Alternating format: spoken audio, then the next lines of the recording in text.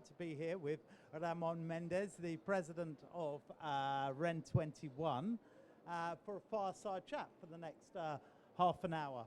And hopefully we'll have the opportunity to take some questions and issues.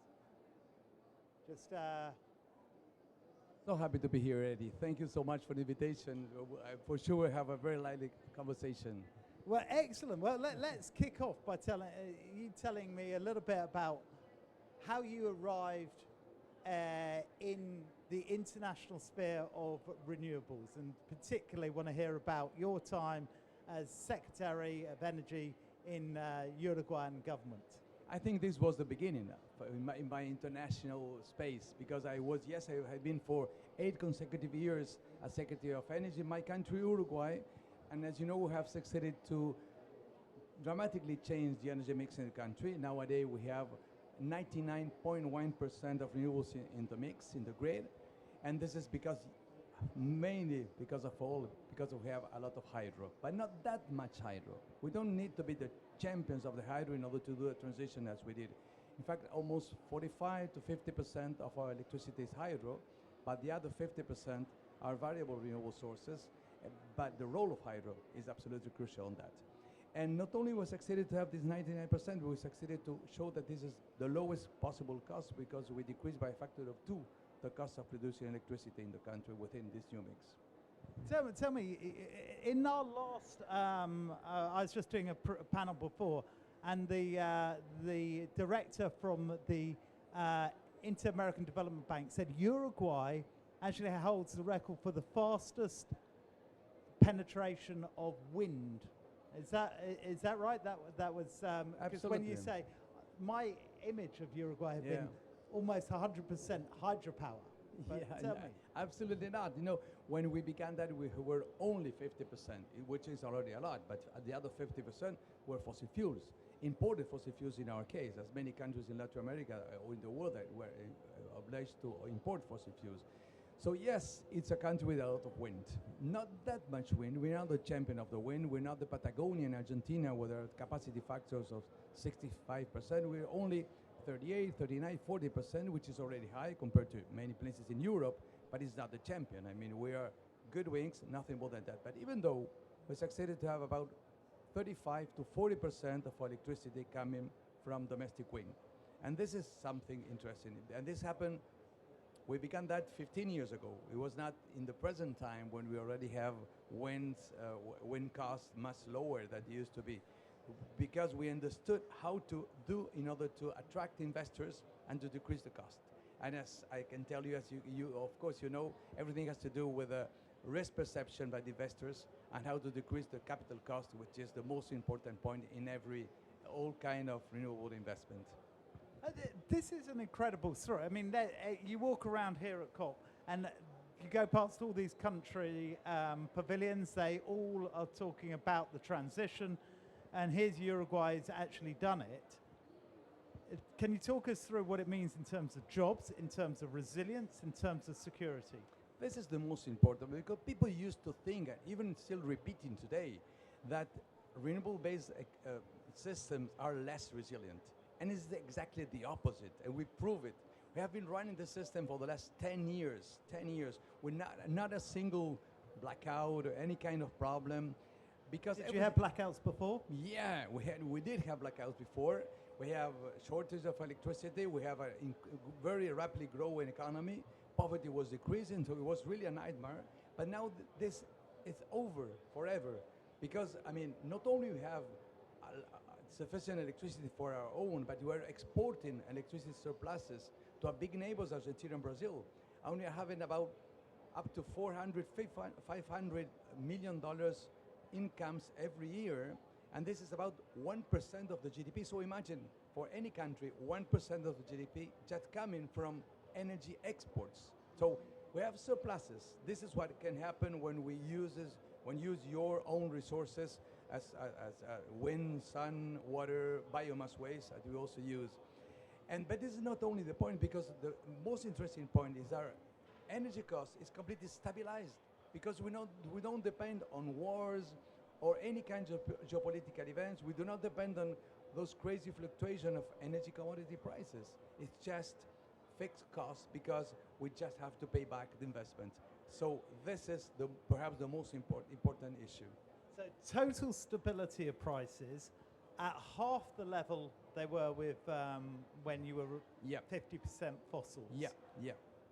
Of course, what most countries struggle with, as well as the economic transition and the just Absolutely. transition, is the political transition. Yeah, it's a political transition. Nowadays, and even much more clear than it used to be when we began with all of this, technology is ready. We don't have technology problems. We have solved all these issues. I mean, the human engineer has succeeded to put a man in the moon 50 years ago, and we are going to say that we cannot manage intermittency. Of course we can manage the variability. We did it. In Uruguay, it's not rocket science. It was difficult, but it's not rocket science. So, yes, we have resilience. Yes, we have stability. We have decreased costs. They went from, the production costs went from about $10 cents per kilowatt hour to $5 cents per kilowatt hour. This is the production cost, not the bills. But so the decrease by a factor of 2 was really impressive. Stability and 50,000 new jobs. You ask about jobs.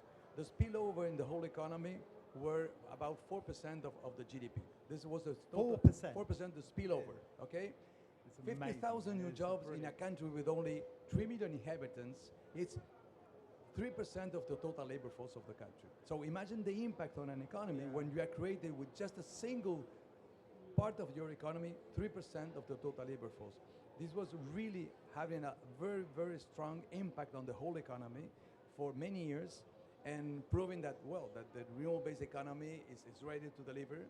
It's mature, both from the technology point of view and from the economic point of view. But you need political decision, as you said. Look, everybody loves a success story. Congratulations to you. But of course, we walk around here, what people will say, yeah, Ramon, well done. That's Uruguay. Yeah. Uruguay is small It's country. a small country, hydro, Yes, it's they're got a nice. interconnected. Yes. And they'll say all of that. Okay. But Okay. they'll say, you don't understand. In my country, fossil fuels and other established industries, they're very difficult to change. Yeah. There's a lot of, there's much more turmoil. So let's try and work on a little bit on some lessons for other countries. Absolutely. That's what you're doing now. Tell us a little bit about what you're doing now. What I'm doing now, I'm doing two things. In fact, they are the same things, but with two different hats. On the one side, we have created a foundation, a non-profit organization, which is funded by international, by Ivy, yeah. Which our role is try to share the lessons learned from our experience to other countries in the global south. This is the first point. On the other point, I have been elected as president of REN 21, which was interesting because this opened me a lot of doors in order to go with the same message, trying to share the good experience. What the experiences, what the lessons learned are. Well, first of all, the most important is that it's trivial, but you have to understand it. Our system, our energy system has been built according to the characteristic of fossil fuels. And that's not bad. They were the best till some time ago. So it's natural that our system are built according to their characteristics. That's fine. But renewables characteristics are completely different. They are not based in a fuel. They cannot be dispatched except hydro, for example. So the role of technology is absolutely different than the one of the previous system that we have so far. The regulation has nothing to do with the regulation we need in order to put in place a renewable-based system. The market design has nothing to do. We cannot continue going to this short-term energy market. We need long-term capacity market. And this is completely different than the traditional one. So we have to understand that going to the transition is not just changing one fuel to another fuel. It's just redefining completely the system. And this is what we did. First of all, we accepted and we drove a long-term policy which was backed by the entire Uruguayan political system. We began that 5 governments ago, and for 5 consecutive governments, going from left to right and right to left, we continue the same policy. And this is crucial. This is the panacea for investors. This is the clarity for the demand. This is the best for everybody. And this attracted, not only attracted investors, but it attracted investors with a lower possible risk. And when we're going to renewables, it's not just the most important, the cost of a fuel, because the fuel doesn't exist. The most important is to decrease the risk perception by investors. The most important is to decrease the capital cost, because everything is capital cost in renewables. And if we don't reduce and we don't create the appropriate condition and we don't renew the risk perception, there won't be transition. I totally agree, and I love the story you're telling. But again, I come back. You say you jumped from left-leaning government to right-leaning government to left-leaning government and back again. I mean, that's the story across Latin America. It's getting more and more extreme. It's a story across most of the world right now. Absolutely. And what happens is that there becomes a political dialogue in which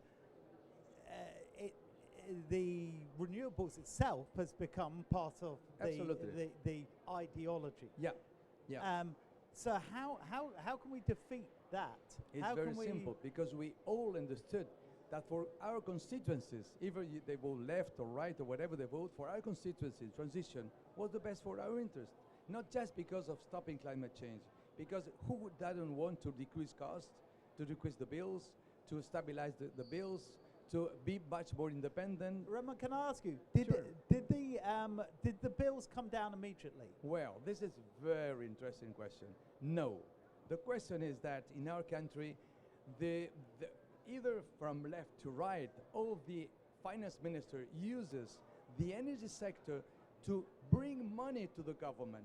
So the decrease in the cost, only 20% has gone to decrease the bills, but the rest is going for public policies. So the government is, the energy sector is so successful that the utility is taking a kind of ATM for the government to take money for the public policies. So in fact, yes, there was a decrease in the cost. That's because they're state-owned utilities. Yeah, absolutely. And many countries, they're not state-owned. Having a state-owned utility has a lot of positive things, that decision are easy to be taken. Yeah. It's just a political decision. But one of the hard points is that, in fact, we didn't succeed to get all this decrease in the cost to go to the bills. This is the negative. This is the negative part. I used to say this was the worst day for the 8 years I've been there. The worst day was when my partner, the Minister of Finance, said, "Okay, good done, Ramon, but I'm taking part of what I'm taking part of what you got." Yeah, I'm sure. Good job, well done. Thank you. But originally, yeah. I presume it was he in the Ministry of Finance. He had to pay out. Exactly, because before that, there was a terrible overcost. And in dry years, we are suffering from El Niño phenomenon. In dry years, when hydro couldn't deliver us as much as in regular years, overcosts were very high. And we were obliged to import electricity at very high prices to our two neighbors, Argentina and Brazil. Now it's the opposite. Now, one of the interesting points is that we're using hydro in a completely different way than the traditional one. Hydro is not a base load. Base load in Uruguay is wind and solar. So the total installed capacity of wind plus solar equals the peak demand. So when there is enough wind and enough sun, 100% of electricity is at wind and sun, nothing more than that. Wind is resting. We don't use water is resting. We don't use water from the dams anytime. We use it in order to filter the variability of wind and solar. It's a completely different role. The most important role in my country of hydro, which is crucial, otherwise we couldn't have gone to 99% renewables. We did it because we're using hydro as a huge battery for the system. Huge, tremendous battery. And in fact, we don't have a single real battery in the system. Nothing more than hydro. Really? Nothing more than hydro. And with that, no pumping. We don't need to pump. We just use the water in a completely different way. The water is used by the system operator in order to cope with the variability, follow the variability of wind and solar. Planning is crucial for that. That is a really powerful story about the changing role of hydropower. It used to be, as you say, the generation base load, it has transformed into being this backup for Yeah. wind and solar, the support for wind and solar, Yeah. the providing the ancillary services and stability to the grid. And as you say, you can store energy in the water so that when the wind isn't blowing and the sun isn't shining, you use the water. That's a terrific story. But you said before that even hydropower had variability. That you had your dry seasons and of course your very wet seasons. So has now having more wind and solar, how has that affected the question of the climate resilience or the water resilience? This is the most important question, Eddie, because people used to say, oh, we are already dependent on rains, and now we are dependent on wind and solar. We are crazy. We are becoming more and more dependent on the nature. And even if it seems to be very strange, in fact, we have tremendously decreased the presence of nature, if you will, the variability in climate variability. Why? Because we are using the water in a completely different way. We don't use in water as base load. We just have to keep a certain amount of water just to have water to filter the variability of wind and sun. So we are retaining much more water in the dams, which are used in a completely different way. The role of hydropower is completely different. So nowadays, this tremendous climate variability that we used to have from El Niño phenomena has decreased by a factor of 6, 7. It almost disappeared because now we don't have to use water all the time. The role is just to keep water in the reservoir in order to have always a certain amount of water to filter the variability of wind and solar. The corn store, the core of the system now is hydro. The core, even if we have many times 100% of the electricity just wind and solar, in fact the core of the system is hydro. The hydro makes everything works. Without hydro, it would be impossible to have what you are having right now. So when people talk about water storage, they quite often have this sort of hierarchy of needs, and they would say, yeah, well, first of all, it's needed for agriculture, then it's needed for consumer, for drinking water, then it's needed for industry. If you're lucky, energy is number 4. Uruguay has a growing population, it certainly has a growing industry. Is there other pressures on the water demand? Yes, there are pressure on water demand, but in fact, we define our energy policy hand with hand with the water policy. And in fact, of course, we are using water downstream after it has been turbined, going to the turbines. And so, I mean, we had to make a deal within all the user of water, and we succeeded. I mean, this was very important on and perhaps the most important clue was always to take water from the rivers after passing through to the hydro turbines. And but this was a big discussion, but we succeeded. We succeeded to do it. You were Secretary for Energy. How was the government structured in terms of water? That was part of your portfolio? No, absolutely not. Absolutely not. Very rarely would be energy and water together. No, absolutely not. I have to discuss very deeply with the water sector. I mean, the responsible for the water agency, and with the agriculture agency, with the cities agency. So everything has to do with the use of water. There were very interesting discussion, but we understood that at the end of the day, a clever use of water for the energy sector has very positive consequences to the whole economy of the country. Yeah. So in fact, we are not priority, but we are almost a priority, because in this big discussion within the whole crossing policies in the country, we understood that the role of water for energy was crucial. Prioritizing that was crucial for the whole economy, the whole development of the country at the end of the day. Yeah. I mean, there are very few governments that are as joined up as that have this sort of coherence across the water policy and across the energy policy. And that has been a struggle. I know. Because people, they have their energy policy, they have their water policy, they have their agriculture policy. Yeah. How did Uruguay get it right? Well, we always have to have the large majority, we have in fact two big rivers when you have the big hydropower plants. And these two big rivers, yes, we have a minimum amount of water which need to be used at every moment in order to have for cities which are downstream the dam. But there was once again there was a common decision of what are the different priorities and what the impact of the use of water had to the whole economy. First of all, people, of course, drinking water. But then for the rest, there was a decision of was the best optimization of the use of water in order for the development of the country. Yeah, yeah. I mean, I am so impressed with how Uruguay managed it. You've heard a little bit of my questioning about whether or not this is applicable. So let's move on to your role at REN 21. So explain a little bit, first of all, what is REN 21? REN 21 is an incredible organization. It has more than 120 organizations. In fact, it's a multi-stakeholder organization because you have the governments, 20 governments, which are part of REN 21.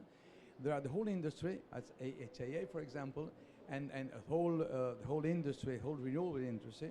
You have many international agencies like IRENA or IEA or UNIDO or UNDP, and the World Bank is even part of that. But you also have the economy, the academy. The academy is part of REN 21, and we had 70 CSO ranging in the whole world, which are part of REN 21. So REN 21 is an incredible possibility of connecting dots in the for the renewable-based economy. It's the possibility of bringing information in every corner all over the world in order to do what we have to do now. It's a battle of narratives in a way.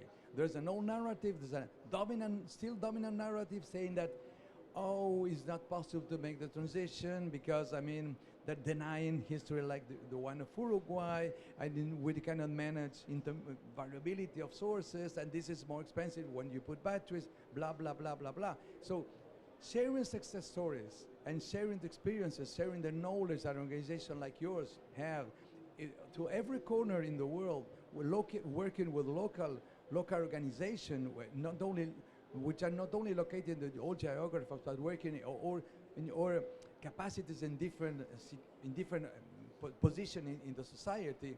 But this is crucial. This is crucial to build the new narrative, the true narrative, to fight disinformation, to fight misinformation. We have the best product in town, but we have to show it. We have to prove it.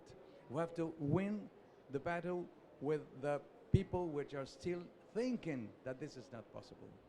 Absolutely. I mean, I'm a great believer in multi-stakeholderism to do anything that governments can't do alone. Exactly. There are so many issues. One of them is control of the narrative, and building a consensus around that. Can you point to anything that REN 21 is particularly doing in terms of trying to tackle disinformation? Yeah. Leading the positive narrative. Yeah, among many other things, I think that one very interesting thing is we're trying to put in place REN 21 Academy. The REN 21 Academy is a way of sharing in different geographies with different people from different professional level, different skills, for all of them to try to share all the possibilities of what the renewable-based economy look like. So, and what should we do in order to put this renewable-based economy in the center in order to be developed? What is the impact in global south country, mainly for the development? I like to say that NDCs were commitments. The C is commitment. This was 20 years ago, but today NDCs can be national development catalyst because it can be a catalyst for development for the less developed countries. And for global north country is always independence possibility, sovereignty possibility, and cost decrease possibility, and stabilization of cost possibility. Yeah. So it has a tremendous positive impact for the development of economics, even if we're in the global south or the global south or the global north. So this is the kind of message that we're trying to share, and this idea of the renewable-based academies, REN 21 academies, is something we're trying to push. Okay, well, we watched that develop with that development with a lot of interest, and of course, from IHA, the International Hydropower Association's point of view, will very much support it. Okay, let's just go back to the role REN 21 has with governments in particular.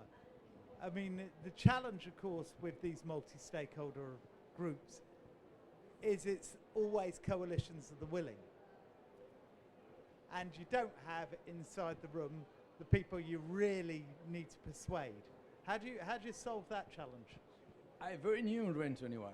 I've been president for the last 5 months only. But I can tell you about the story. I was not part of the story, so I can tell you as an observer. But we have to remember that REN 21 was born more than 20 years ago. There was no IRENA at that time.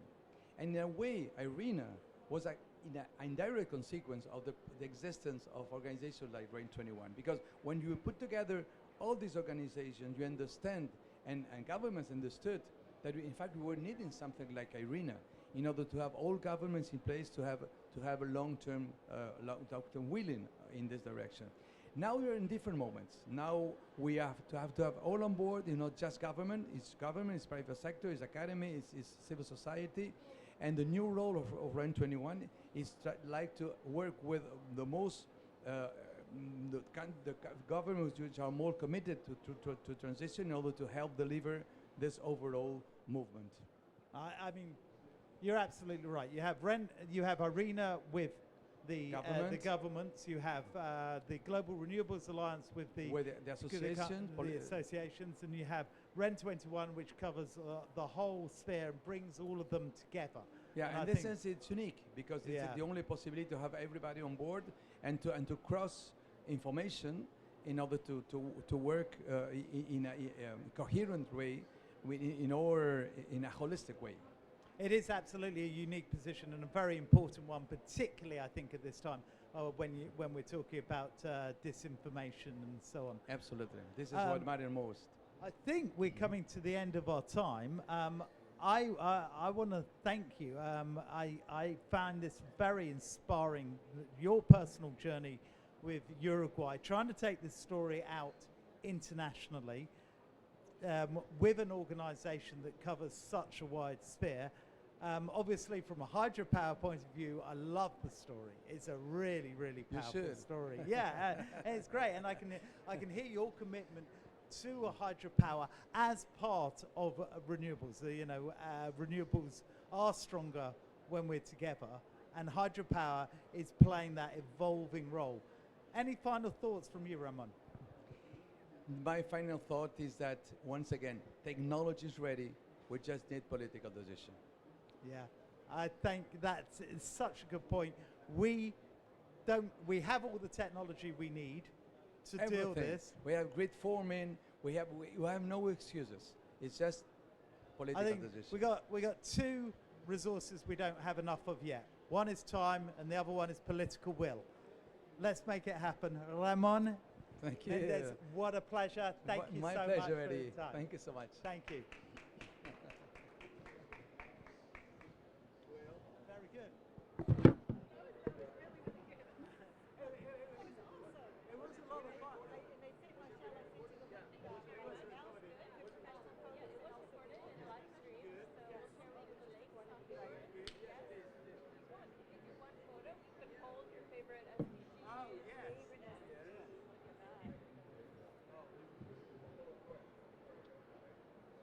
We got a waterworks.